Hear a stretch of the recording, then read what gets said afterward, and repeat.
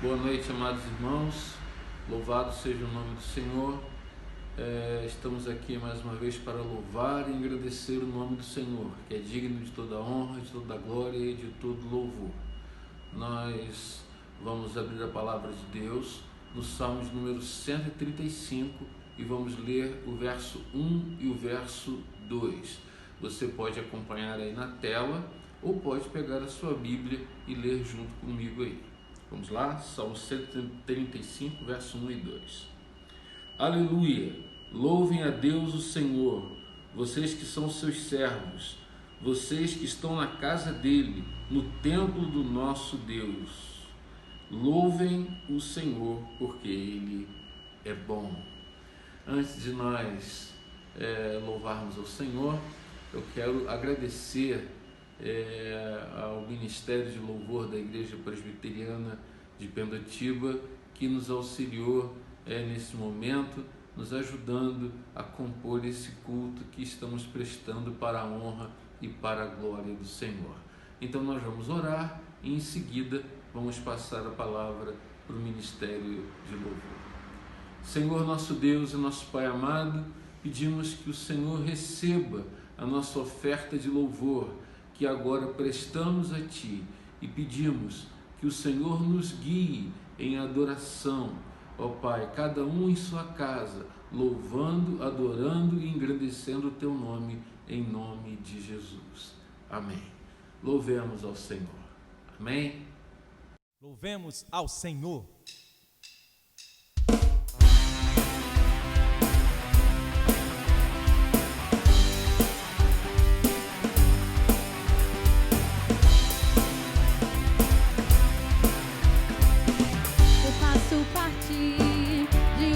Geração que busca, clama e se arrepende, que adora ao Senhor, que busca a santidade, vive as promessas de um Deus fiel. Eu quero receber das mãos do meu Senhor minha parte, a minha coroa. Eu faço tudo que for preciso para ser bem-aventurado pelo meu Senhor. Bem-aventurados são os que buscam o teu reino, que têm fome e têm sede de justiça. Esses então receberão o que Deus tem prometido, uma herança que deixou para os seus filhos. Bem-aventurados são os misericordiosos e de coração humilde, manso e puro. Eles serão como um farol, como torre bem erguida, a cidade edificada sobre um monte. Eu faço parte de uma geração que busca, clama e se arrepende, que adora ao Senhor, que busca a santidade, vive as promessas de um Deus fiel. Eu quero receber das mãos do meu Senhor minha parte, a minha coroa. Eu faço tudo que for preciso para ser bem-aventurado pelo meu Senhor. Bem-aventurados são os que buscam o teu reino, que têm fome e têm sede de justiça. Esses então receberão o que Deus tem prometido, uma herança que deixou para os seus filhos. Bem-aventurados são os misericordiosos e de coração humilde, manso e puro. Eles serão como um farol, como torre bem erguida, a cidade edificada sobre um monte.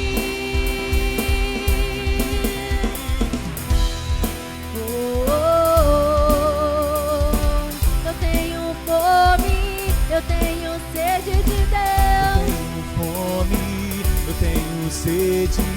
Eu tenho fome, eu tenho sede de Deus, de Deus. Eu tenho fome, eu tenho sede de Deus. Eu tenho fome, eu tenho sede de Deus. Bem-aventurado Bem-aventurados são, bem-aventurados são os que buscam o teu reino, que tem fome e tem sede de justiça. Esses então receberão o que Deus tem prometido, uma herança que deixou para os seus filhos. Bem-aventurados são os misericordiosos e de coração humilde, manso e puro. Eles serão como um farol, como torre bem erguida, a cidade edificada sobre o monte.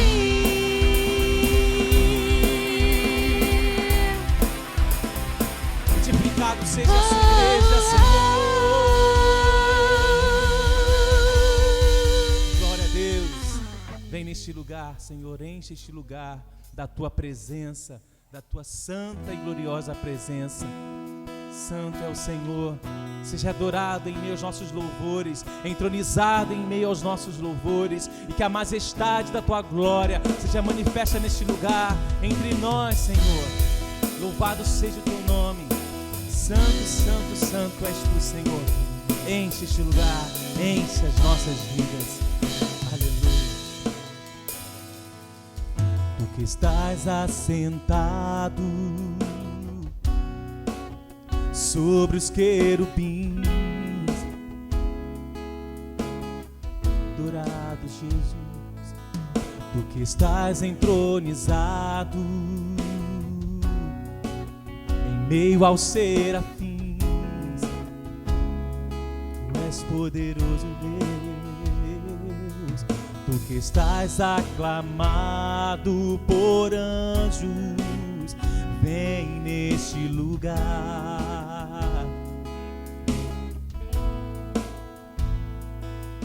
Tu que estás assentado sobre um trono de glória, a ti a honra, a glória, todo o meu louvor, Senhor. Tu que estás entronizado sobre os louvores do teu povo.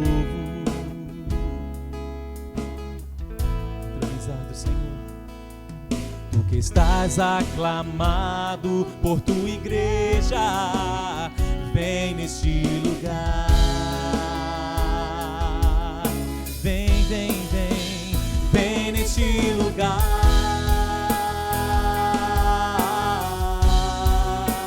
Enche este lugar. Toda a tua casa, enche este lugar.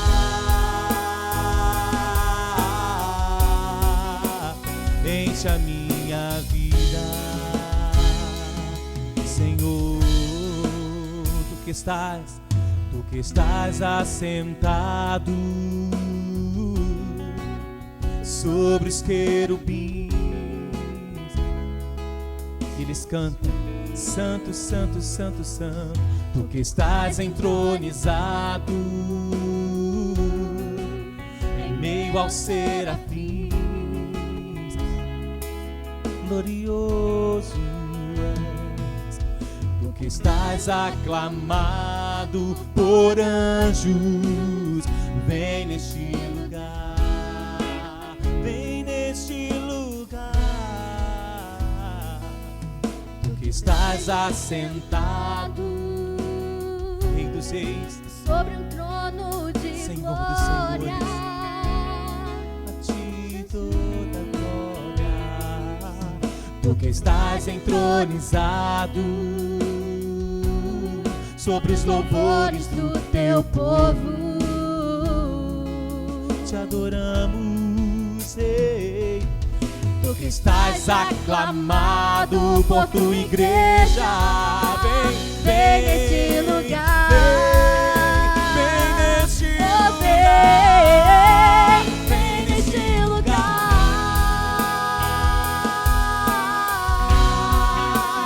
enche este lugar,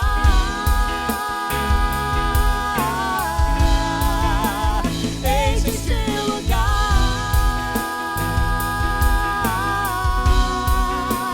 enche a minha vida, Senhor.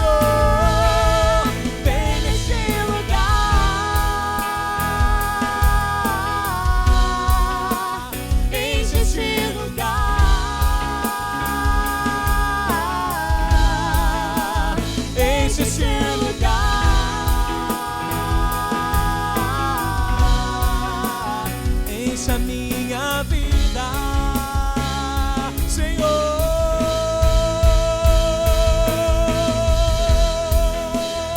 Clamamos, Santo, Santo, como os anjos clamam e cantam.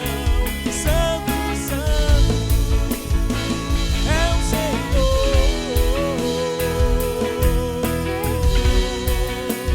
Santo, vem, vem, vem, vem. Vem neste lugar,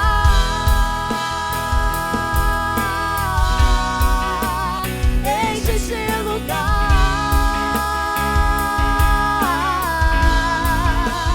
enche este lugar, Senhor, Enche a minha vida. vem neste lugar,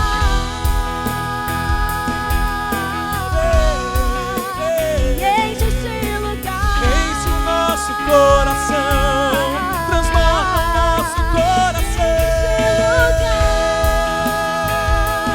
Senhor. Enche a minha vida, Jesus. Santo Espírito, vem encher o coração que se prostra a ti, vem encher o coração que se prostra diante de ti, Jesus, Jesus. Essa nossa adoração, que os nossos corações se curvem diante daquele que é Rei de toda a glória, de toda a glória. Aqui estamos na tua presença, Senhor.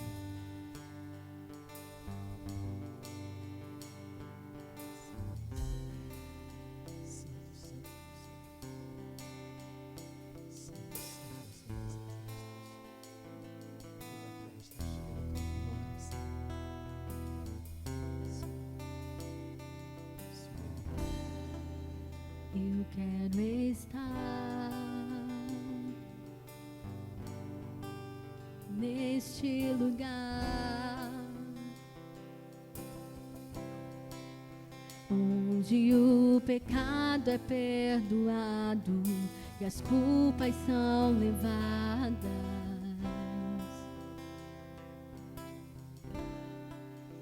Eu quero estar neste lugar onde o amor não se esfrie e o fogo não se apague.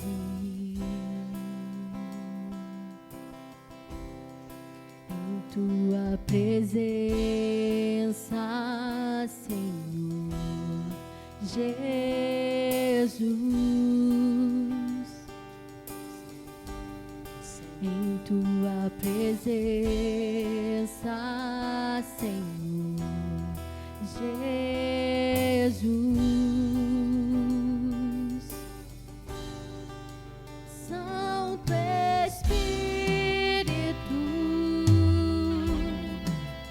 eu me rendo ao teu agir.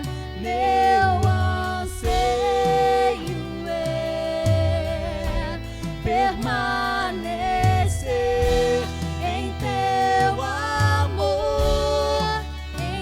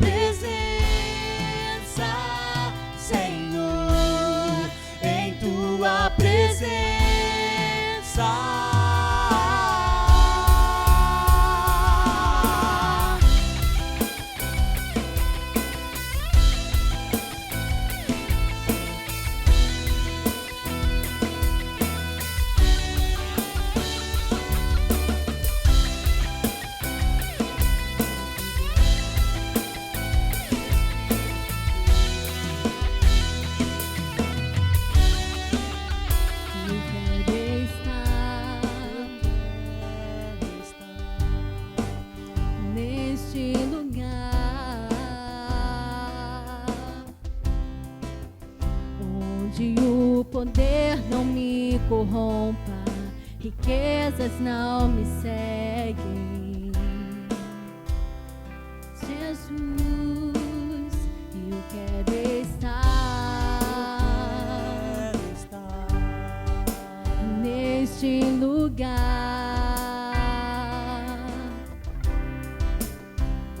onde o mundo não me atraia, paixões não me seduzam.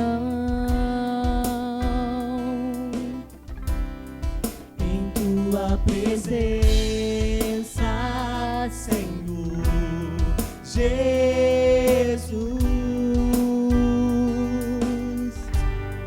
em tua presença, Senhor Jesus.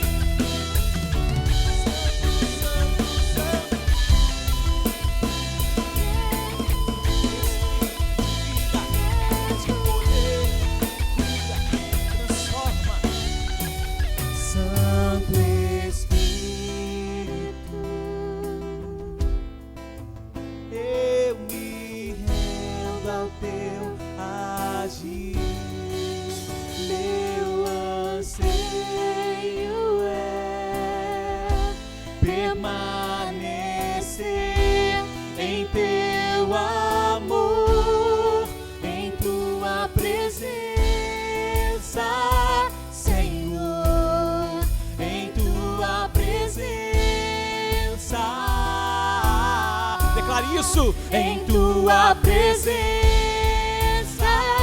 Senhor, em tua presença. Esse é o melhor lugar, em tua presença,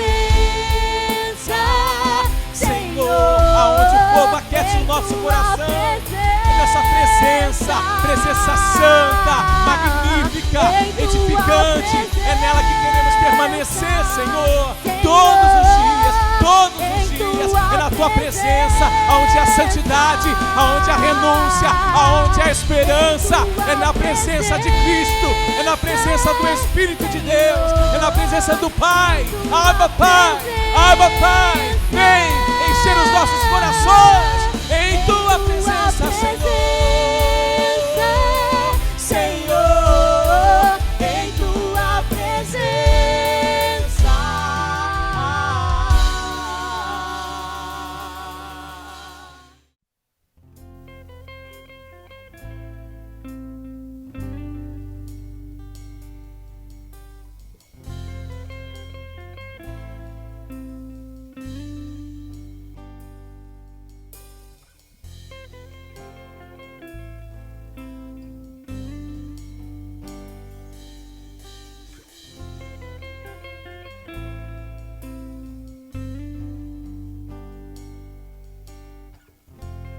Tu és tudo que eu mais quero.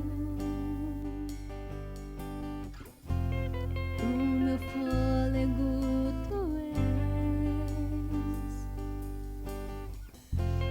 Em teus braços é o meu lugar. Estou aqui.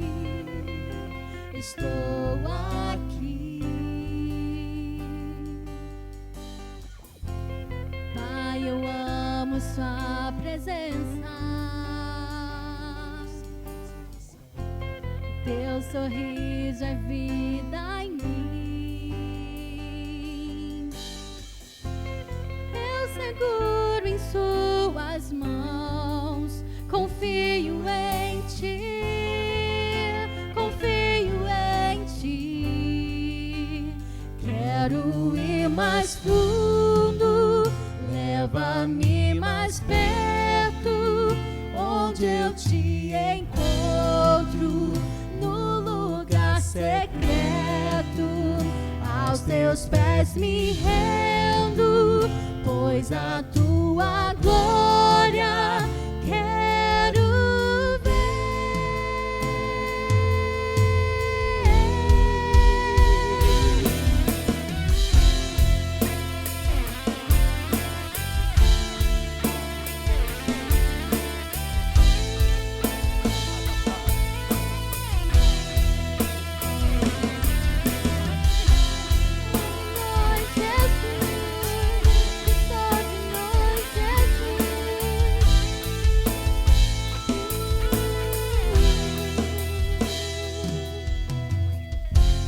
Pai, eu amo sua presença.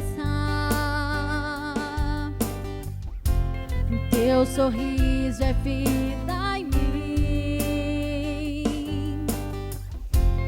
Eu seguro em suas mãos. Confio em ti. Confio em ti.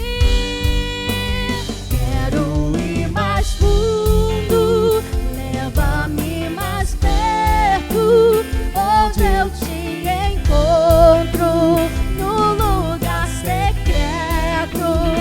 Aos teus pés me rendo, pois a tua glória quero ver. Quero ir mais fundo, leva-me mais perto, onde eu te encontro, no lugar secreto. Aos teus pés me rendo, pois a tua glória quero ver.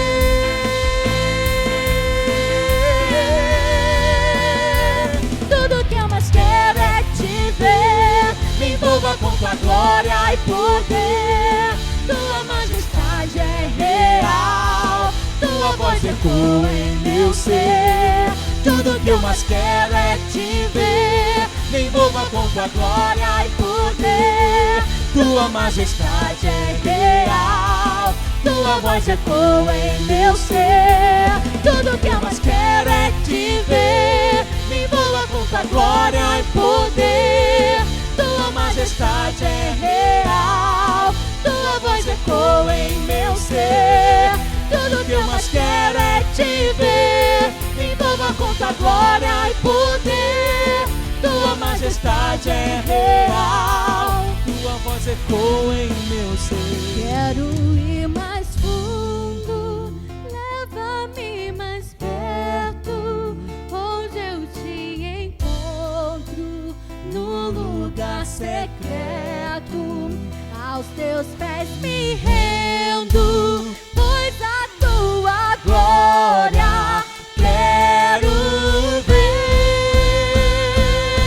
Senhor, Quero ir mais fundo, leva-me mais perto, onde eu te encontro, no lugar secreto. Aos teus pés me rendo, pois a tua glória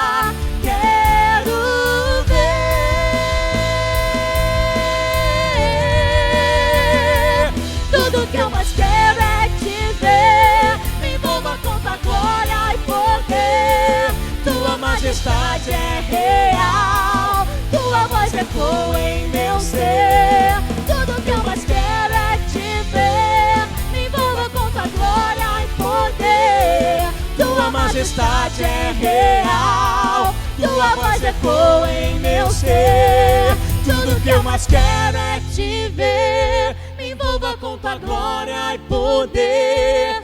Tua majestade é real. Tua voz ecoa em meu ser. Tudo que eu mais quero é te ver. Me envolva com tua glória e poder. Tua majestade é real. Tua voz ecoa em meu ser. Tudo que eu mais quero é te ver. Me envolva com tua glória e poder. Tua majestade é real. Tua voz ecoa em meu ser. Tudo que eu mais quero é te ver. Me envolva com tua glória e poder. Tua majestade é real. Tua voz ecoa em meu ser. Bendito Deus, na tua presença, Senhor. Na tua presença nós nos encontramos. E o que mais queremos, ó Deus, é te dar o nosso louvor com excelência, ó Deus, de todo o nosso coração, Pai. O Senhor não procura, Deus, perfeitos, mas excelentes naquilo que fazem. Pai, eis-nos aqui, Senhor, ó Deus, tentando sempre, Senhor, fazer o melhor para o Senhor. Pai, que o nosso louvor, que a nossa adoração, Deus, seja algo, Deus, que toque, ó Deus, o mais profundo do teu coração. Pai, que tu possas achar em nós verdadeiros adoradores. Nós aqui, com os nossos irmãos em casa, Senhor, que seja dessa forma, ó Deus, quando o Senhor olhar do teu alto e sublime trono, tu possas achar coração contrito e quebrantado, ó Deus, adoração genuína e sincera, adoração verdadeira, adoração, Deus, que gere no teu coração, ó Deus, algo, Deus, de maravilhoso. Pai, em nome de Jesus, que as nossas vidas exalem o bom perfume de Cristo, Senhor. Pai, que no nome santo de Jesus, que essas canções, ó Deus, possam ser ministradas, ó Deus, aos nossos corações de maneira, ó Deus, verdadeira, Senhor, não apenas palavras cantadas ou tocadas, ó Deus, mas que possam ser palavras vividas, ó Deus, palavras vividas de todo o coração. Pai, em nome de Jesus, perdoa o nosso pecado, tem misericórdia de nós, Pai, acerta os nossos caminhos, ó Deus, apruma, Senhor, os nossos pés, Senhor, firma-nos, ó Deus, na tua rocha, Senhor, em nome de Jesus,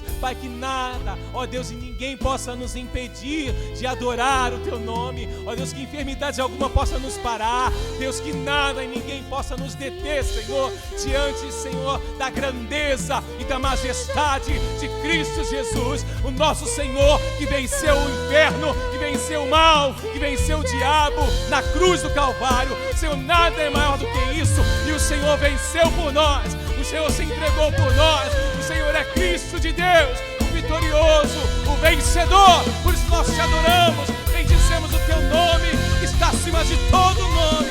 Receba, Senhor, a adoração do teu povo. Ó Deus, nossos corações estão juntos, mesmo, Senhor, que nossos corpos estejam separados, distantes. Pai, que os nossos corações, ó Deus, sejam aquecidos pela presença do teu Santo Espírito, pela presença da vida de Deus. No nome de Jesus, seja cheio daquele que vive, daquele que reina, daquele que vive no teu coração.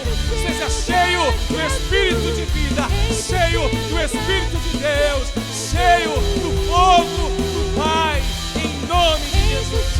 Pai das luzes, encha a tua vida, encha o teu coração, que você seja cheio para enfrentar mais uma semana da vitória de Cristo na sua vida, no nome de Jesus, no nome de Jesus. Que o Pai te abençoe, que Ele te guarde em toda a sua caminhada, em nome de Jesus.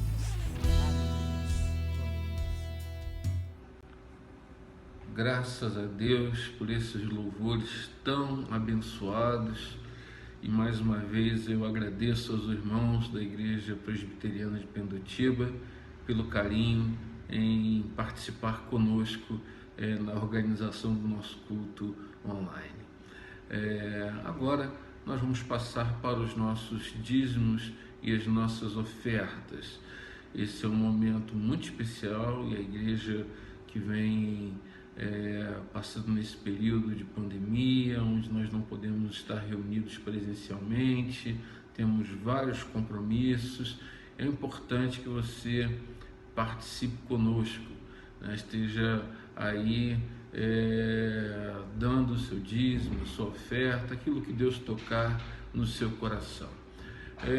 Mas vamos abrir a palavra de Deus que está aí em Romanos capítulo 11, verso 16. Você pode acompanhar a leitura da palavra de Deus aqui comigo, ou pode também ver aí na legenda que vai estar passando aí no vídeo. Romanos 11, verso 16. Diz assim: e se forem santas as primícias da massa, igualmente o será a sua totalidade. Se for santa a raiz, também os ramos o serão. Ou seja, se nós formos fiéis a Deus naquilo que Ele tem nos dado, né, nos primeiros frutos, né, que era assim chamada primícia, as primeiras coisas que os servos de Deus recebiam naquela época, eles ofertavam a sua parte ao Senhor, né, dizimavam, estavam ali contribuindo com a igreja, ofertando com a igreja. E se você quiser fazer parte desses, cujas primícias são santas, quando são dedicadas a Deus, você pode fazer uma oferta, fazendo um depósito nessa conta que está aparecendo aí na sua tela, nesse vídeo. Ou você pode também entregar direto à nossa tesoureira, né, que estará aí recebendo. Se você souber onde ela mora, você pode ir lá e entregar, né? Então, louvemos a Deus por isso. Vamos orar agradecendo ao Senhor pela entrega dos nossos primeiros frutos, pela entrega do nosso dízimo e da nossa oferta. Senhor, te agradecemos e te louvamos, porque o Senhor tem nos sustentado nesse momento de luta e de dificuldade. E te pedimos, ó Senhor, que o Senhor coloque no nosso coração o desejo de sermos fiéis a Ti, mesmo em épocas de dificuldade, porque quem é fiel no pouco, sobre muito o Senhor o colocará. E também, ó Deus, a Tua palavra aqui nos diz que aquilo que recebemos, quando ofertamos a Ti o que é devido, ó Pai, o Senhor santifica, abençoa, multiplica para louvor da Tua glória. Assim Te entregamos os nossos dízimos e as nossas ofertas com todo carinho, com toda a dedicação do nosso coração, em nome de Jesus. Amém. Amém, amados irmãos. Queridos, nós vamos agora passar a palavra de Deus. E eu quero dar continuidade a uma série de pregações que eu vinha fazendo no livro de Atos dos Apóstolos. E a última mensagem que eu preguei sobre isso foi no dia 15 de março. Na verdade, preguei pela manhã, né? Porque à noite já não tivemos culto. Eu quero ler apenas alguns versículos do capítulo 4, mas na verdade eu vou pedir que você deixe a sua Bíblia aberta, porque nós estaremos trabalhando do verso 1 até o verso 22, e nós vamos ler aqui só os versículos que nós queremos abordar, mas eu quero iniciar lendo alguns versículos logo no início do capítulo 4, que você pode acompanhar aí na sua Bíblia, que diz assim: Pedro e João ainda estavam falando ao povo quando chegaram alguns sacerdotes, o chefe da guarda do templo e alguns saduceus, e eles ficaram muito aborrecidos, porque os dois apóstolos estavam ensinando ao povo que Jesus havia ressuscitado e que isso provava que os mortos vão ressuscitar. Então prenderam os dois e os puseram na cadeia para ficar lá até o dia seguinte, pois já era muito tarde. Porém, muitas pessoas que ouviram a mensagem creram, e os homens que creram foi mais ou menos 5.000. Senhor, abençoa a tua palavra lida e fala aos nossos corações, em nome de Jesus. Amém. Amados irmãos, o capítulo 4, do verso 1 até o verso 2, nada mais é do que a conclusão do capítulo 3. Né? Ele está ali terminando o capítulo. Na verdade, se fizesse parte do capítulo 3, seria até interessante, porque conclui a história daquele pedinte que era colocado diariamente na porta do templo chamado Formoso, né? E eu não sei se vocês lembram da história, se vocês chegaram a ler, mas Pedro e João estavam indo para uma reunião de oração que acontecia às 3 horas da tarde lá no templo. E quando eles iam entrando, aquele mendigo lhes pede uma esmola. Pedro e João não tinham dinheiro, eles não tinham dinheiro. Mas o que eles possuíam? Eles tinham comunhão com o Senhor Jesus e eles tinham o poder do Senhor Jesus. E o que acontece? Eles ministram sobre aquele homem coxo, né? Porque ele, além de ser pedinte, ele era coxo, ele tinha uma deformidade física, né? Pedro e João ministram sobre eles a cura, e aquele homem é instantaneamente curado. Ele fica de pé, se abraça com os apóstolos e entra no templo, vai para a reunião de oração, saltando e pulando e dando louvores ao Senhor nosso Deus. E aí, quando eles entram na reunião de oração, há uma admiração de todos ali que sabiam que aquele homem era um coxo, né?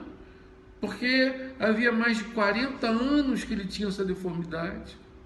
E eles ficam espantados, admirados. E Pedro aproveita a oportunidade e prega a palavra do Senhor. Ele ministra a palavra de Deus. E no que ele ministra essa palavra, né, aproximadamente 5.000 pessoas são convertidas ali pelo Espírito Santo. E que coisa extraordinária, né?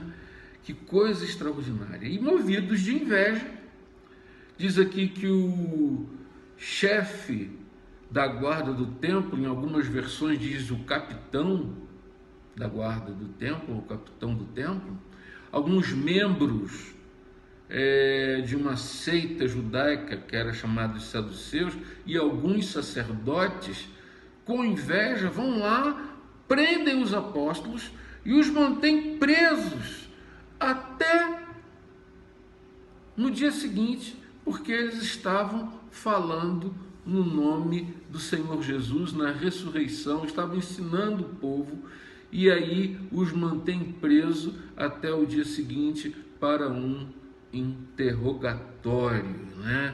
Porque era um momento especial, um momento em que eles estavam ali anunciando a palavra de Deus.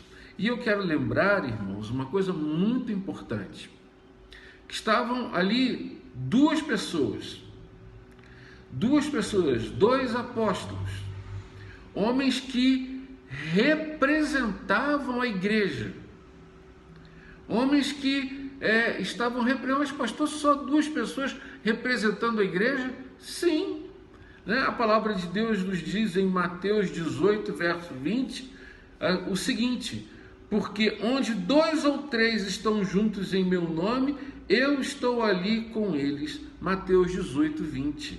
Então, ali estava a igreja sendo perseguida, né? Nesse episódio de milagre extraordinário, de palavra pregada, de conversão, né? A inveja que moveu o coração daqueles homens que representavam o judaísmo prenderam os apóstolos.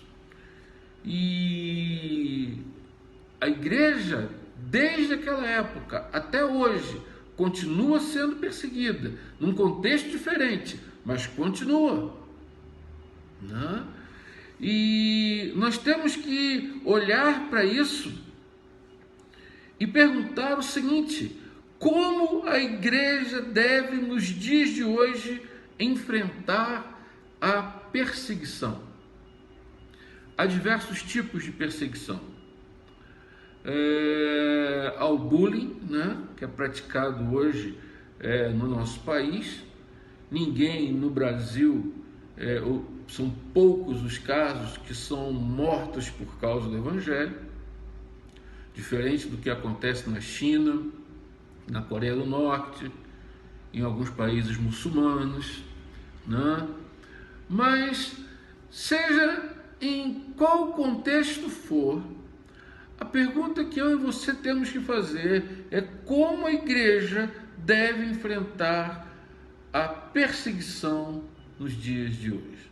A primeira coisa que a igreja tem que fazer, que nós precisamos ter para enfrentar essa perseguição, a igreja precisa ter uma mensagem de esperança. E isso está aí, do verso 1 até o verso 4, onde nós lemos.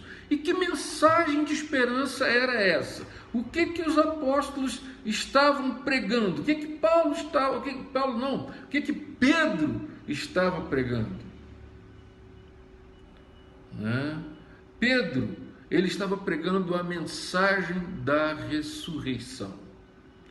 A mensagem de Pedro, no capítulo anterior, era toda ela sobre do Cristo ressurreto, do Cristo que venceu a morte e que por causa da ressurreição, aquele homem estava ali. Então, era a mensagem de Pedro, era a ressurreição, né? Era algo que trazia esperança, porque qual ser humano que não tem medo de morrer?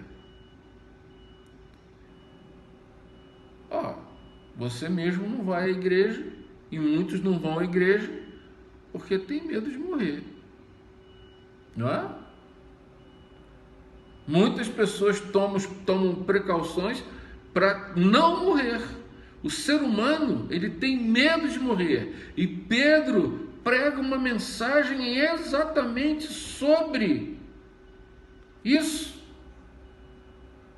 de que a morte não deve mais nos espantar, porque Cristo Jesus ressuscitou. E essa é a palavra de esperança que o mundo precisa ouvir.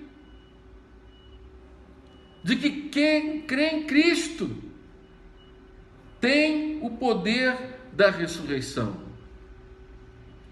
Para os irmãos terem uma ideia, em 1 Coríntios capítulo 15, verso 20, o apóstolo Paulo diz assim: mas a verdade é que Cristo foi ressuscitado, e isso é a garantia de que os que estão mortos também serão ressuscitados. Nesse momento de pandemia, nesse momento de muitas mortes no mundo inteiro, nesse momento de extremo cuidado que as pessoas estão tendo para não pegarem o vírus, para não morrerem, para continuarem vivas, nunca foi tão oportuna uma mensagem de esperança como essa sobre a ressurreição, né? E qual foi o resultado? 5.000 pessoas foram convertidas pelo Senhor Jesus.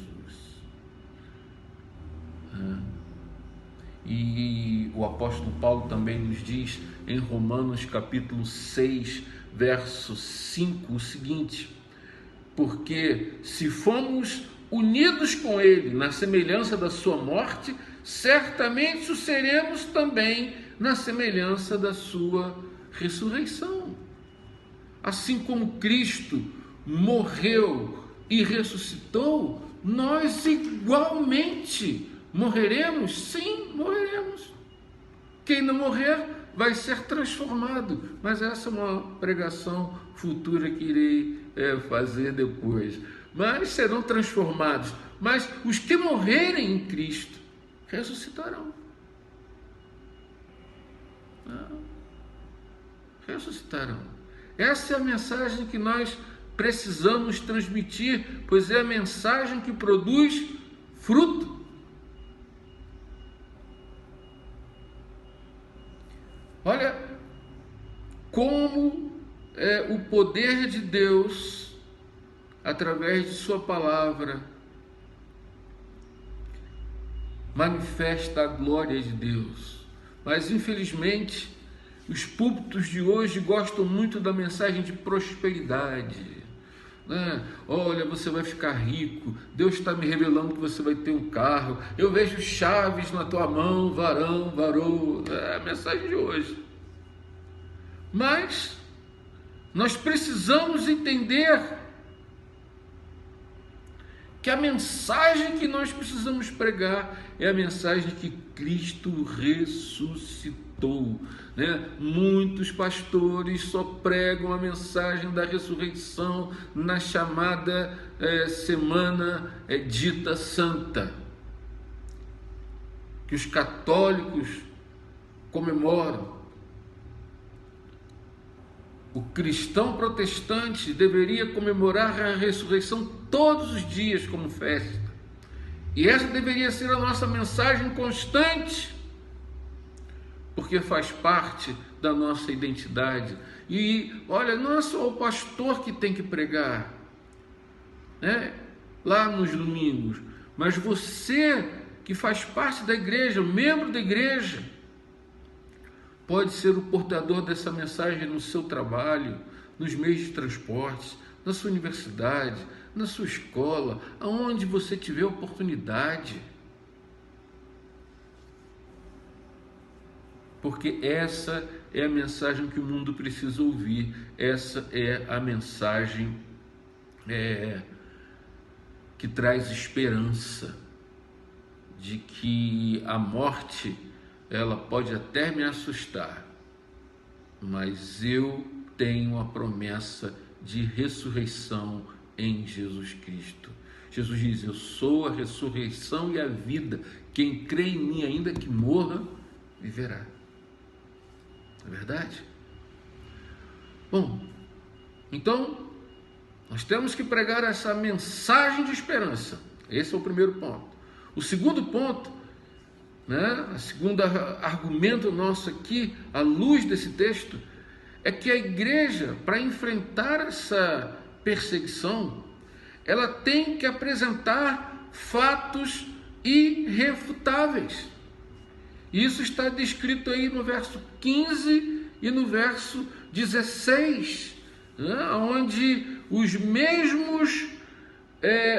as mesmas raposas, né, que condenaram o Senhor Jesus, né,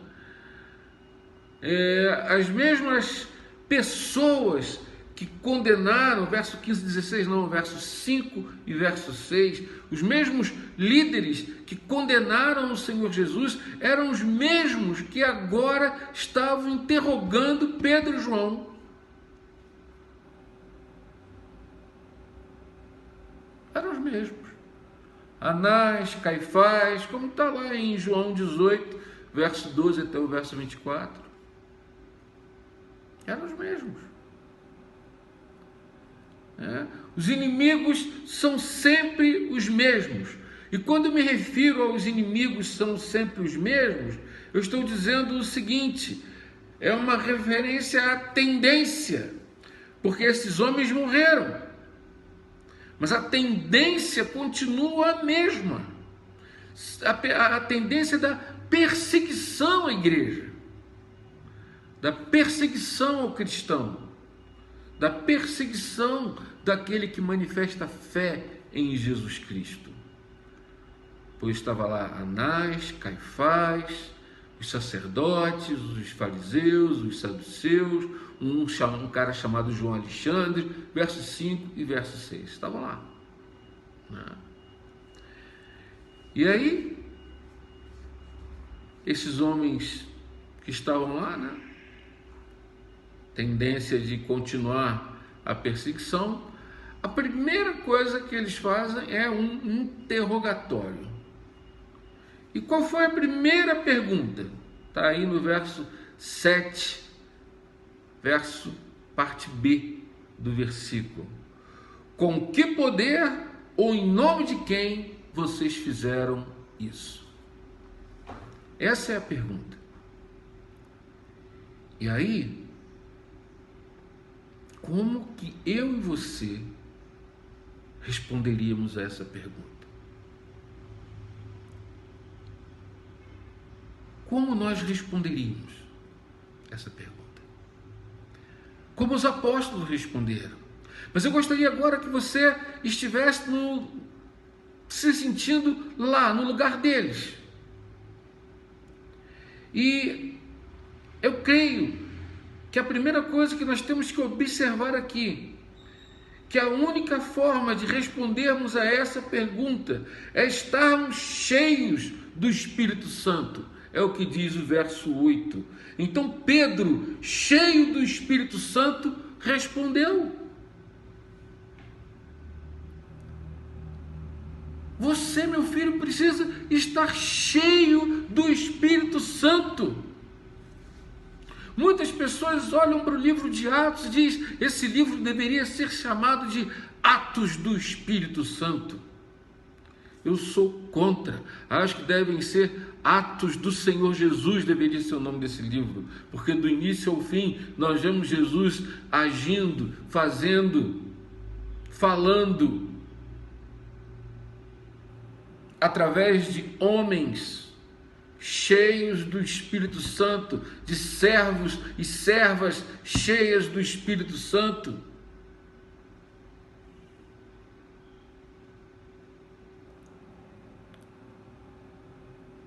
E quando eu falo do início ao fim, eu quero só fazer uma observação, que Atos dos Apóstolos é o único livro que não tem uma conclusão, porque só vai concluir quando Jesus voltar para buscar a igreja. Mas até lá, eu e você temos que ser cheios do Espírito Santo para dar a resposta. Com que poder, em nome de quem vocês estão fazendo isso? Pedro, cheio do Espírito Santo. Então, a primeira coisa, você precisa buscar a plenitude do Espírito Santo. Paulo diz lá em Efésios 5,18: enchei-vos do Espírito. Há muito pouco crente cheio do Espírito Santo, quase nenhum, pouco se vê. Se vê muita gente entusiasmada, mas entusiasmo é diferente de ser cheio do Espírito Santo. Então, a primeira coisa, você precisa ser cheio do Espírito Santo. Segundo, você precisa apresentar o fato. Olha aí o verso 9. A parte B do versículo. Este homem foi curado. Ou seja, vou ler o versículo todo. Os senhores estão nos perguntando hoje sobre o bem que foi feito a este homem. Ele estava lá. E como ele foi curado. Agora olha aí o verso 14. Mas não podiam dizer nada contra os dois, pois o homem que havia sido curado estava de pé junto com eles. Olha, a melhor maneira de responder a este mundo incrédulo é com fatos. Eu tenho que estar cheio do Espírito Santo, mas eu tenho que apresentar os fatos. Tenho que apresentar os fatos.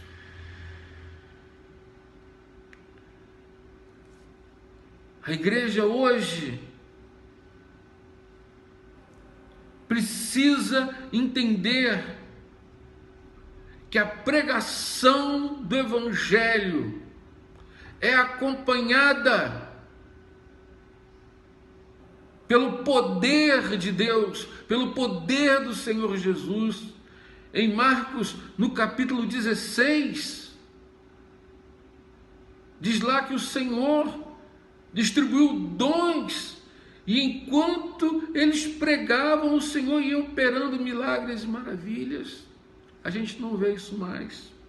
A igreja precisa apresentar fatos desse Cristo ressurreto para louvor da glória do Senhor Jesus. Uma outra coisa, você precisa dizer que Jesus Cristo vive. É o que está aí no verso 10. Olha aí. Pois então os senhores e todo o povo de Israel fiquem sabendo que este homem está aqui, completamente curado, pelo poder do nome de Jesus Cristo de Nazaré. Ou seja, se ele foi curado em nome de Jesus, é porque Jesus está vivo. Não é verdade?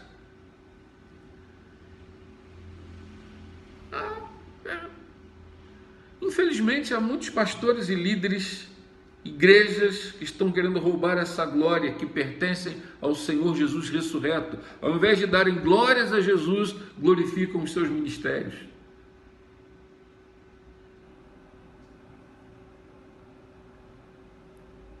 Há uma passagem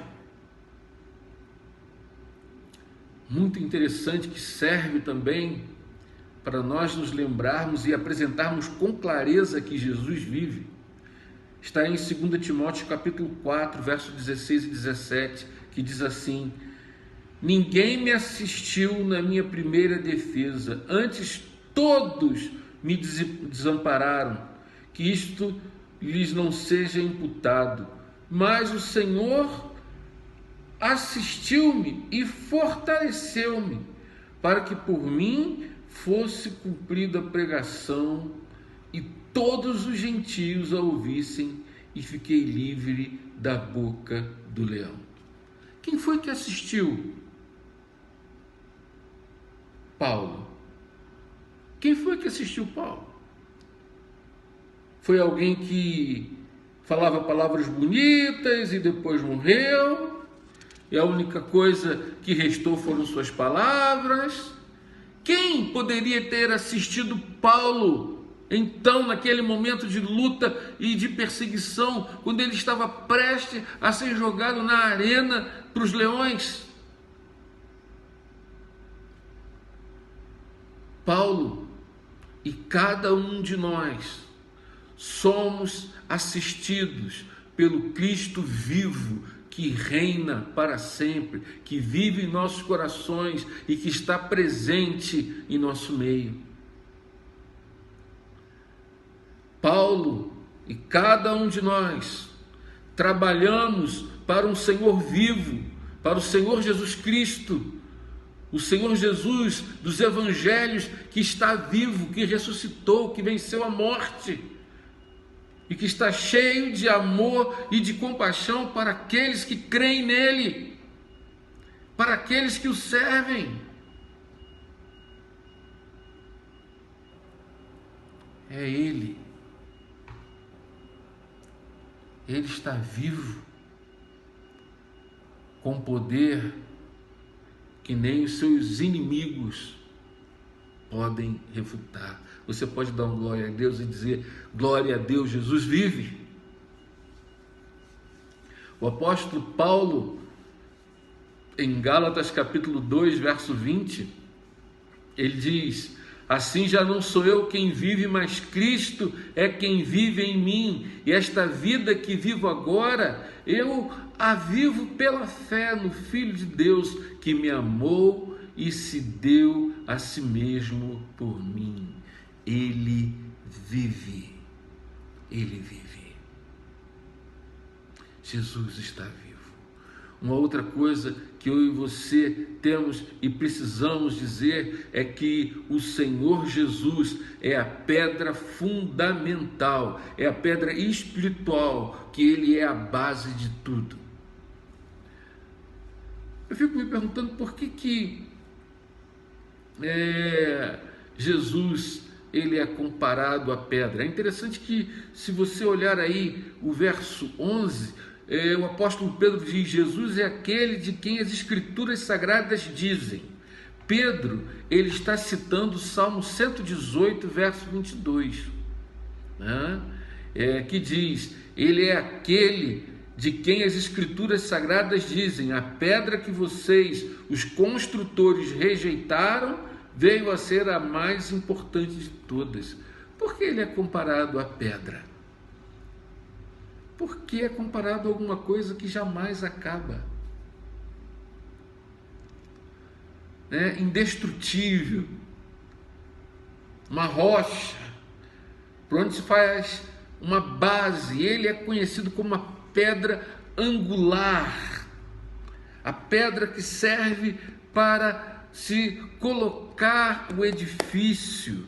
Em Efésios capítulo 2, verso 20 e verso 22 diz assim, vocês são como um edifício e estão construídos sobre o alicerce que os apóstolos e os profetas colocaram. E a pedra fundamental desse edifício é o próprio Cristo Jesus. Ele mantém o edifício todo bem firme e faz com que cresça como um templo dedicado ao Senhor. Assim vocês também, unidos com Cristo, estão sendo construídos junto com os outros para se tornarem uma casa onde Deus vive por meio do seu Espírito. Ele é a base. Eu me lembro da passagem que Jesus olha para Pedro e diz: Pedro, tu és pedra, mas sobre esta pedra eu erguerei a minha igreja. Cristo é a pedra, conforme anunciado pelos profetas, conforme registrado nas Sagradas Escrituras. Eu e você também precisamos denunciar. Escute bem.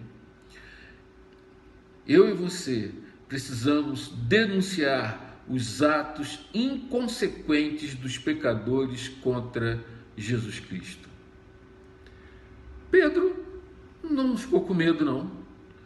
Capítulo 10, verso, parte B do versículo, diz assim: aquele que os senhores crucificaram, ou seja, vocês mataram, mas ele ressuscitou, mas foram vocês. Verso 11, parte B, vocês, os construtores, vocês que ministram a palavra, que deveriam cuidar da vida espiritual do povo, vocês rejeitaram a Jesus. A igreja precisa denunciar o pecado dessa geração. Sabe quem era assim? João Batista. João Batista era assim. Eu registrei aqui a passagem em Lucas, capítulo 3, verso 18 até o verso 20, diz assim, ele denuncia os pecados do rei Herodes. João anunciava de muitas maneiras diferentes a boa notícia, ou seja, o evangelho, ao povo, e apelava a eles para que mudassem de vida, mas falou contra o governador Herodes, porque ele havia casado com Herodias, a esposa do seu próprio irmão, e também porque ele tinha feito muitas outras coisas mais. Então Herodes fez uma coisa ainda pior, mandou pôr João na cadeia. Ele prendeu a João. Sabe por quê? Ele denunciou o pecado do rei. Como é que você pode casar com Herodias? Como é que você casa com uma esposa do teu irmão? Isso é adultério. Ele não teve medo de dizer a verdade, ele foi preso. Irmãos, nós temos que estar prontos para as consequências da fidelidade e da mensagem que o Senhor nos deu para pregar. Pode ser que em um dia você seja aplaudido, e no outro você esteja preso, e no outro você possa ser decapitado ou crucificado. Mas a igreja não pode se calar.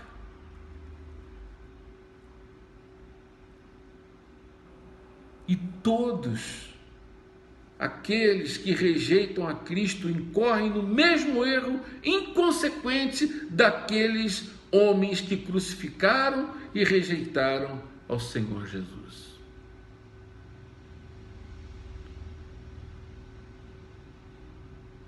É isso. É isso. Agora, eles ainda trouxeram uma outra palavra que eu e você temos que trazer também, que deve estar na nossa boca. Você precisa, eu preciso, a igreja precisa dizer também com clareza que só Jesus Cristo salva. Verso 12, a parte A. A salvação só pode ser conseguida por meio dele. Só Jesus Cristo. Não há outro. Ele é o único caminho, a única verdade, a única vida. É o único meio de entrarmos na eternidade. Ele mesmo disse: eu sou o caminho, a verdade e a vida, e ninguém vai ao Pai senão por mim. A igreja precisa dizer isso com clareza.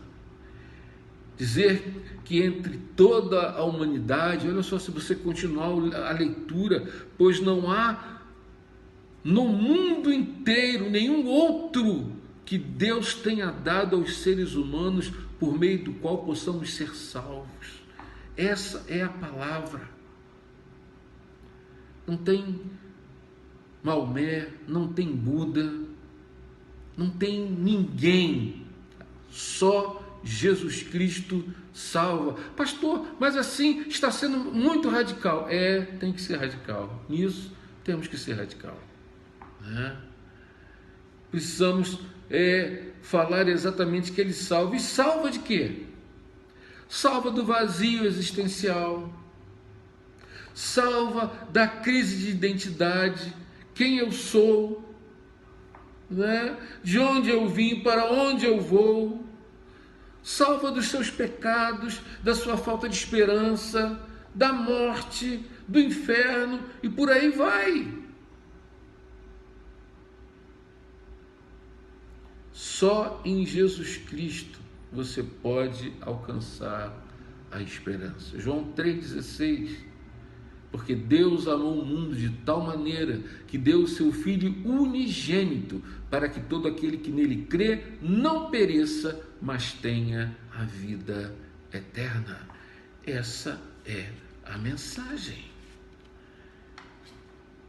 Os membros do chamado Conselho Superior, ou segundo algumas outras traduções, os membros do Sinédrio, eles ficaram tão impressionados com a maneira, com a autoridade, com a intrepidez que aqueles dois homens falaram, que eles eram iletrados, eles não tinham nenhuma formação acadêmica,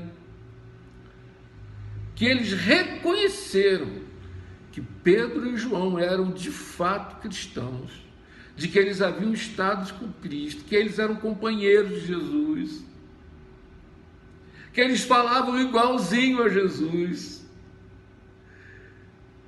que eles tinham a mesma coragem, a mesma força, a mesma palavra. Esses homens estiveram com Jesus. É o que diz aí o verso 13, finalzinho. Reconheceram que eles eram companheiros de Jesus, discípulos, pessoas que aprenderam a dar a boa resposta. Os membros do Conselho Superior ficaram admirados. Queridos, Todas as respostas dadas pelos apóstolos revelam a impotência dos inimigos da igreja.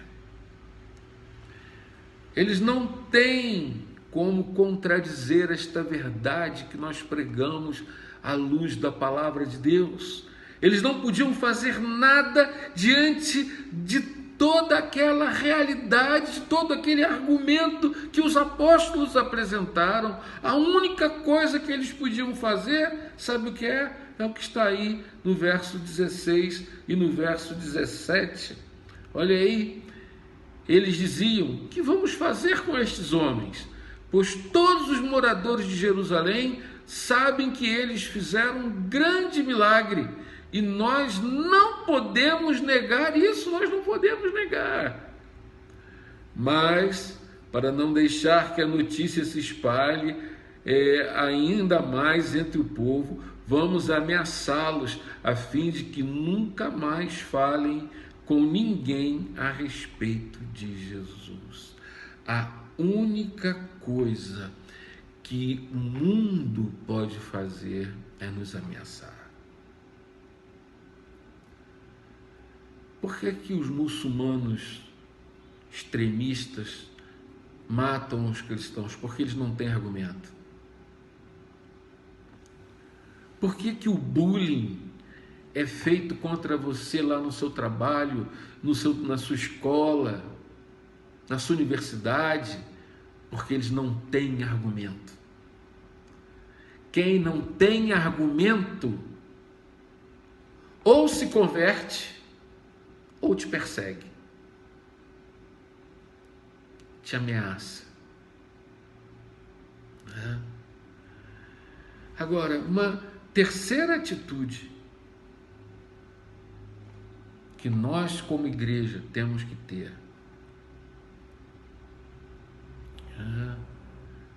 diante da perseguição é uma atitude de resiliência.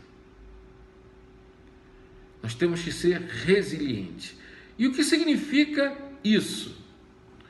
A resiliência é a capacidade do indivíduo de tratar com o problema, de adaptar-se àquela situação de luta e de dificuldade, de mudança, e de superar obstáculos e resistir a pressões e a situações adversas, como a uma ameaça, um estresse, ou algum tipo de evento traumático, entre outros.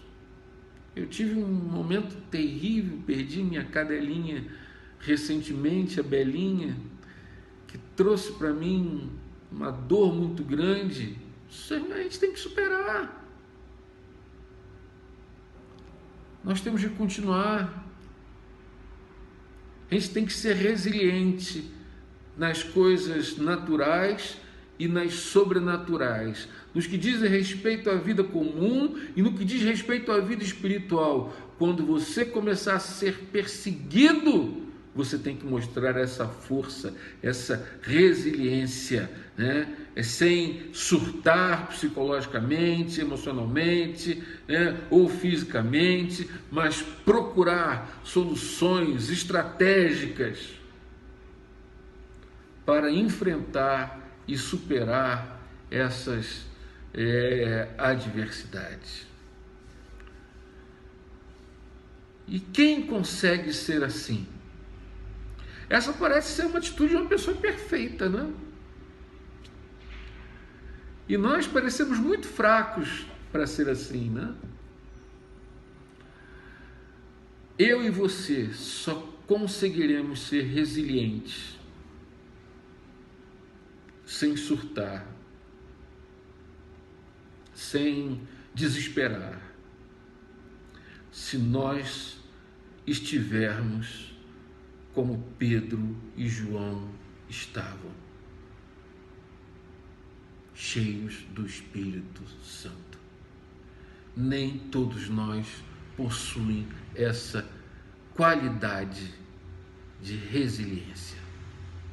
Quando nós estamos cheios do Espírito Santo, essa característica que fazia parte do caráter e da personalidade do Senhor Jesus, da sua humanidade, da sua espiritualidade, na sua época terrenal, é algo que nos é atribuído por meio dele espiritualmente, quando nós estamos em comunhão com ele. É incorporado a nós. Quando nós oramos, quando nós buscamos a Deus, quando nós lemos a sua palavra, quando nós nos consagramos, quando nós nos entregamos totalmente em suas mãos, quando o nosso único interesse é o reino de Deus, nós temos que pedir que o Espírito Santo produza esse perfil em nós, através da nossa comunhão com Jesus, com a palavra, com a oração, com a santificação. Mas infelizmente, irmãos,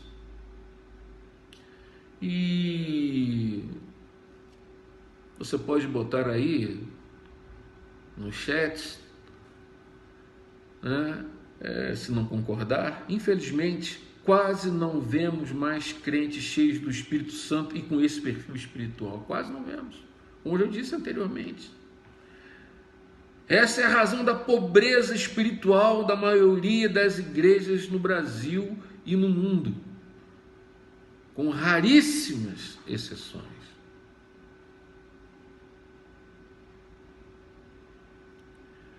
Por que a igreja hoje gasta tanto dinheiro com revitalização de igreja do que com plantação de igreja?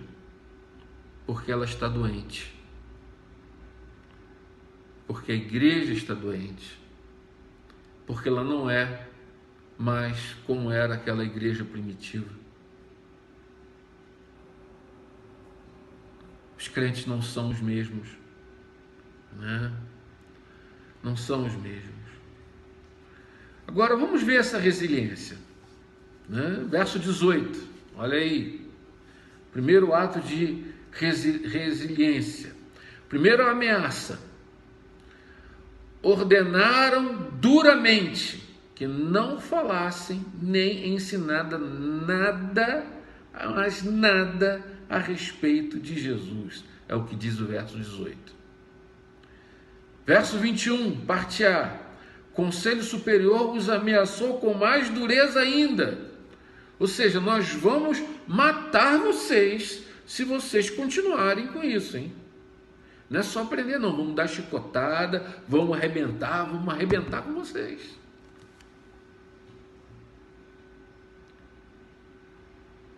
Essa era a ameaça. E qual foi a atitude de resiliência? Verso 19. Não obedeceremos. Nós não vamos obedecer a vocês com base em ameaça nenhuma, nem que vocês nos matem. Verso 19 diz: nós obedeceremos a Deus. Oh, glória a Deus! Já pensou? Nós obedeceremos a Deus. Verso 20. Nós temos um compromisso com o que vimos. Não podemos deixar de falar daquilo que temos visto e ouvido. Que coisa espetacular! Isso precisa acontecer de novo conosco, como igreja, como crente individual.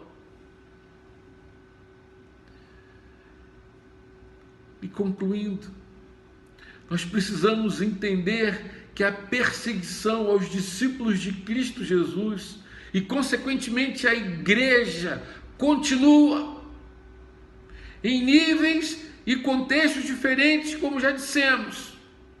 Mas a igreja não pode abrir mão da sua fidelidade às Escrituras por nenhum tipo de pressão, seja ela política, seja ela por guerras, seja ela por ameaças, por problemas financeiros, nem por epidemias ou pandemias.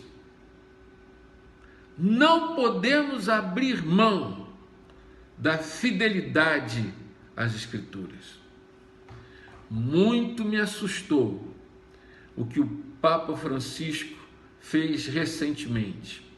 Ele assinou a encíclica papal chamada Fratelli Tutti, que em português significa somos todos irmãos.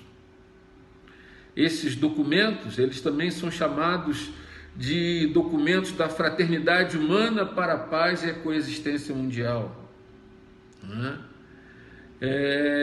Foi um acordo que o Papa fez com um líder muçulmano, é chamada Declaração de Abu Dhabi, porque foi feita em Abu Dhabi, que foi assinada junto com o Papa Francisco e Ahmed El-Taid, grande líder dos muçulmanos nos Emirados Árabes, no caso onde foi os Emirados Árabes Unidos. E ali eles declaram que todos são irmãos, que todos são salvos. Ele faz um universalismo. E os próprios católicos, os próprios bispos, os seus próprios líderes estão se levantando contra ele por causa da Fratelli Tutti, ou seja, essa encíclica papal. E o pior de tudo é que uma encíclica papal não pode ser desfeita, porque os católicos creem numa revelação progressiva. O que o Papa escreve é como se fosse palavra de Deus.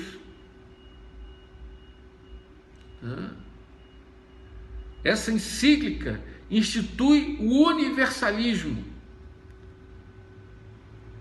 Ao contrário de tudo que a igreja cristã primitiva pregava. Mas o que esse Papa está querendo?